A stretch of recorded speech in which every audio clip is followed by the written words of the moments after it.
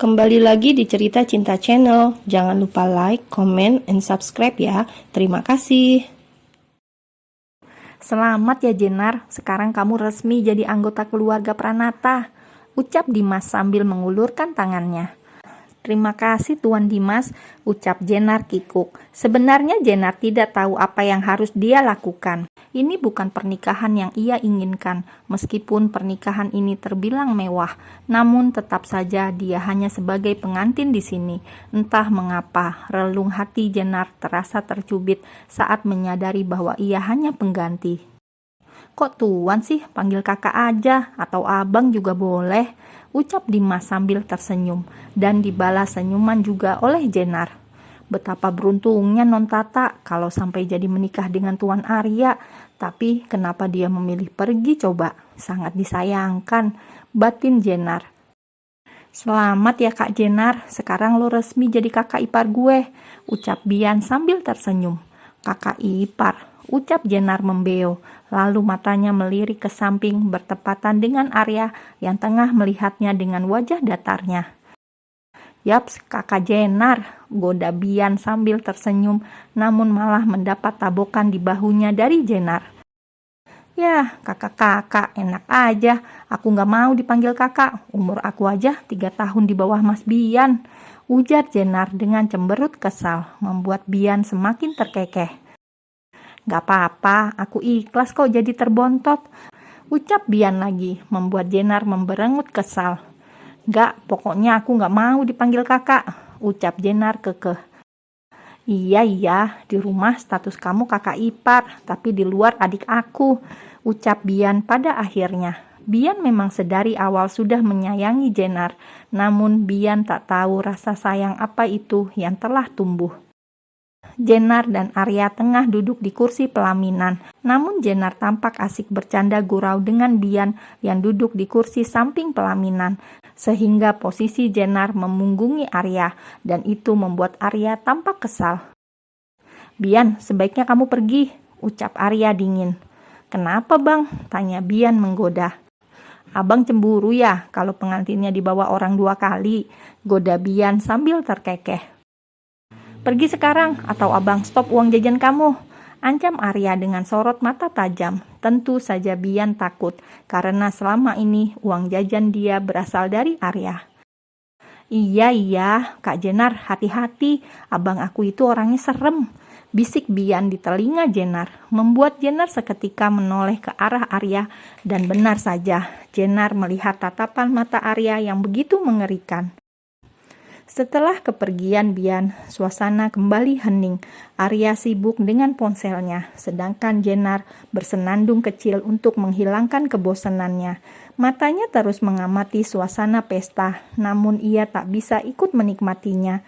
Jenar merasa sangat bosan, karena tidak ada yang ia kenal dan dekat dengannya kecuali Bian. Namun Bian telah diusir oleh manusia kutub yang berada di sebelahnya. Acara berjalan dengan lancar tanpa suatu halangan apapun. Kini Jenar dan Arya berada di dalam kamar hotel yang sudah disiapkan oleh Tamara. Jenar hanya diam mematung di depan pintu karena ia bingung harus bersikap apa dan bagaimana. Apakah ia harus menjalankan kewajibannya sebagai istri? Apakah dia akan melepaskan keperawanannya kepada orang yang tak ia cintai? Atau harus bagaimana? Jenar pusing memikirkan bagaimana nasibnya ke depan. Hanya sebuah iming-iming kuliah, Jenar tanpa pikir 2 kali langsung mengiyakan permintaan Nyonya Tamara. Dan kini Jenar merasa sangat frustasi karena menyesali perbuatan cerobohnya. Jenar masih diam mematung dengan 1000 pikirannya, hingga sebuah suara bariton Arya mengejutkan Jenar dari lamunannya. Iya, ucap Jenar terkejut, lalu matanya membulat sempurna saat melihat Arya yang ternyata sudah di depannya dan hanya memakai handuk yang dililitkan di pinggangnya. Teriak Jenar sambil menutup matanya dengan jari-jari tangan. Berisik, ucap Arya dingin dan menatap tajam ke arah Jenar. Mau sampai kapan kamu berdiri di situ? Tanya Arya dengan wajah datarnya.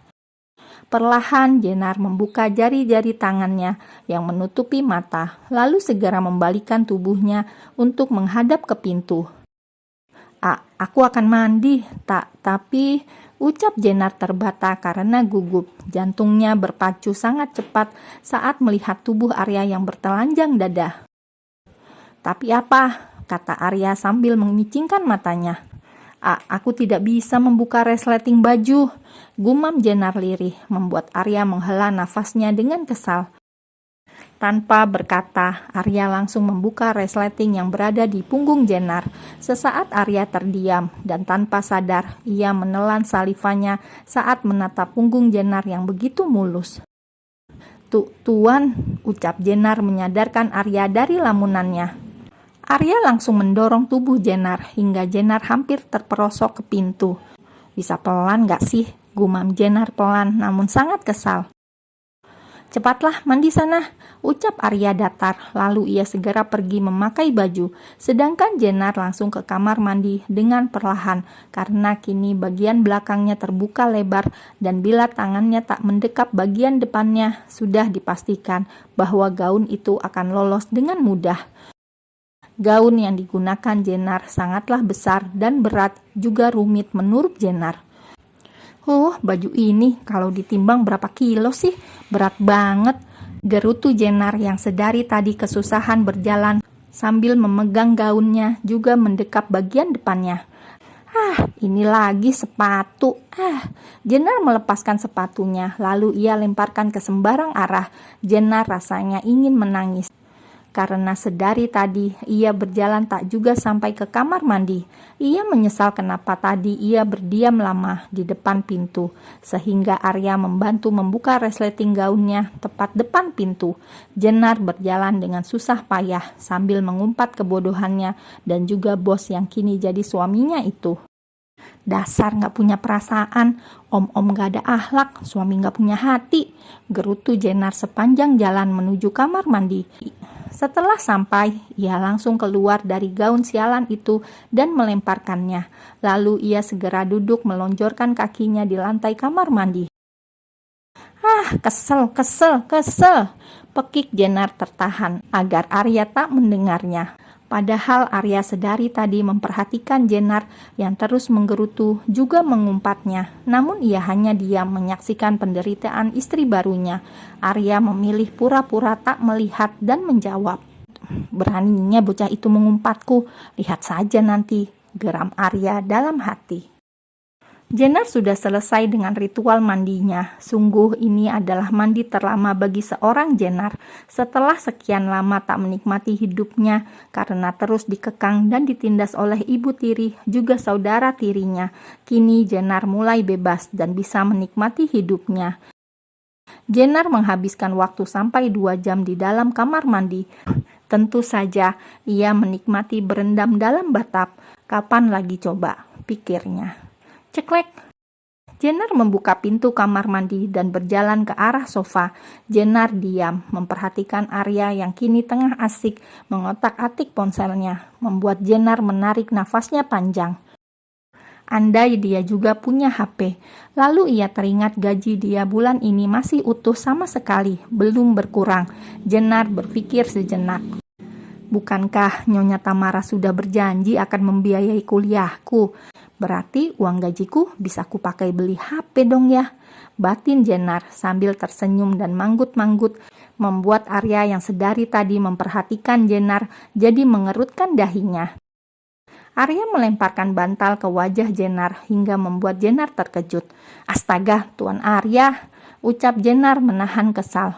Bisakah memanggil saya dengan sopan tanpa harus selalu mengejutkan saya seperti ini terus dari tadi? Kata Jenar pelan, namun menahan kekesalan. Ngapain kamu senyum-senyum seperti itu? Jangan berpikiran mesum di sini. Arya berpikir bahwa Jenar senyum-senyum ke arahnya karena sedang memikirkan malam pertama dengannya. Oh, sorry, Arya takkan sudi menyentuh bocah di bawah umur. Arya bukan seorang pedofil, pikirnya. Maksud Tuan apaan? Tanya Jenar dengan raut wajah bingungnya. Kamu sedari tadi senyum-senyum sambil ngeliatin aku begitu, apaan maksudnya? Kata Arya dengan sorot mata tajam hingga membuat Jenar susah menelan salivanya. Tuan, Jenar bingung harus bicara apaan. Ingat ya, jangan pernah berharap lebih pada pernikahan sialan ini. Dan jangan harap aku akan mencintai kamu, ucap Arya dingin dan menatapnya tajam. Dek, ada rasa nyeri melewati relung hati Jenar. Entah itu apa, namun tiba-tiba dadanya begitu sesak. Padahal Jenar tak memiliki perasaan apapun terhadap majikannya ini.